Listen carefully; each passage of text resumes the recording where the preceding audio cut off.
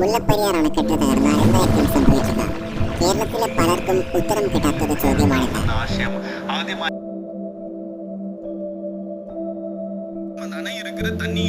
അണക്കെട്ട് നിർമ്മിച്ച വ്യക്തി പോലും ആ ഡാമിന് ആയുസിട്ടത് വെറും 50 വർഷമാണ്. ഇന്ന് മുല്ലപ്പെരിയാറിന് പ്രായം 127 ആയിരിക്കുന്നു. എന്നിട്ട് ഒരു വിഷയത്തെ അദ്ദേഹത്തെ ഉന്നതനായ ഒരു ആള്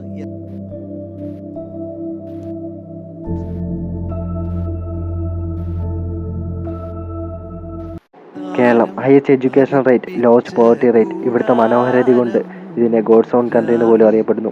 എന്നാൽ ഈ കേരളം ഈ ഭൂപടത്തിൽ നിന്ന് മായാൻ പോവുകയാണ്. അതിൻ്റെ കാര്യം എല്ലാവർക്കും അറിയാം. മുല്ലപ്പെരിയാർ ഡാം ഇത് നിർമ്മിച്ചാൽ 50 വർഷം കാലാവധി പറഞ്ഞിട്ടും ഇപ്പോൾ 126 വർഷം കഴിയുകയാണ്.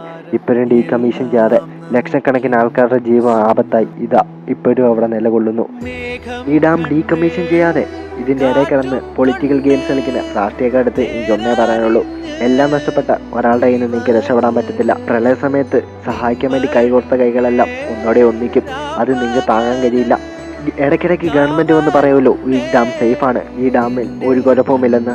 എന്നാൽ ഈ സേഫായ ഡാമാണെങ്കിൽ സാധാ ജനങ്ങളെയോ മീഡിയാസിനെയോ ആരെയും എന്താണ് കയറ്റിവിടാത്തത്? ഇതിൻ്റെ ഫോട്ടോസോ ഇതിൻ്റെ ഇപ്പോഴത്തെ അവസ്ഥ എന്താണെന്ന് ആരെന്താ കാണിക്കാത്തത്? രാജാക്കന്മാരെ പോലെയും പാവങ്ങളുടെ ജീവന് പട്ടിയുടെ വില പോലും നൽകാത്ത ഈ നാടിനെ നമുക്കൊന്നേ പറയാനുള്ളൂ, ഇത് ഇന്ത്യയാണ്, ഇവിടെ ഇങ്ങനെയാണ്. മുല്ലപ്പെരിയാർ പൊട്ടിയ കേരളത്തെ മാത്രമല്ല ബാധിക്കുന്നത്, തമിഴ്നാടിനെ ബാധിക്കും. കേരളം മുങ്ങി മരിക്കുമ്പോൾ തമിഴ്നാട്ടിലെ കൃഷികളെല്ലാം വെള്ളം കിട്ടാതെ നശിക്കുന്നതായിരിക്കും. മുല്ലപ്പെരിയാർ ഡാമിൻ്റെ പേര് പറഞ്ഞ് കേരളത്തിലെയും തമിഴ്നാട്ടിലെയും ജനങ്ങളെ തമ്മിൽ അടുപ്പിക്കുന്ന രാഷ്ട്രീയക്കാരോട് എനിക്കൊന്നേ പറയാനുള്ളൂ. ഒരു കുഴപ്പവുമില്ലെന്ന് വിശ്വസിച്ചുകൊണ്ടിരുന്ന ഡാമുകൾ വരെ ഈ കാലത്ത് പൊട്ടുകയാണ്. അപ്പോഴാണ് 126 വർഷം പഴക്കമുള്ള ഈ മുല്ലപ്പെരിയാർ ഡാം. എന്നാലും മുല്ലപ്പെരിയാർ ഡാമിനെ ഡീകമ്മീഷൻ ചെയ്യാൻ സ്വന്തം പൈസയും സ്വന്തം സമയവും കളഞ്ഞ് അതിൻ്റെ പുറകെ നടക്കുന്ന കുറച്ച് വ്യക്തികളുണ്ട്. മുല്ലപ്പെരിയാർ ഡാം പൊട്ടിയാലും പൊട്ടിയില്ലേലും ഞങ്ങൾ അവരെ മറക്കില്ല.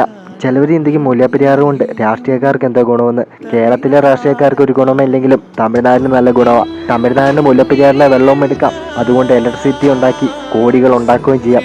1 ലക്ഷം രൂപയ്ക്ക് 1 കോടി ലാഭം എടുക്കുന്ന രൂപ വാടക 1 കോടി ഉണ്ടാക്കുന്നതാണ് അവരുടെ സ്കീം.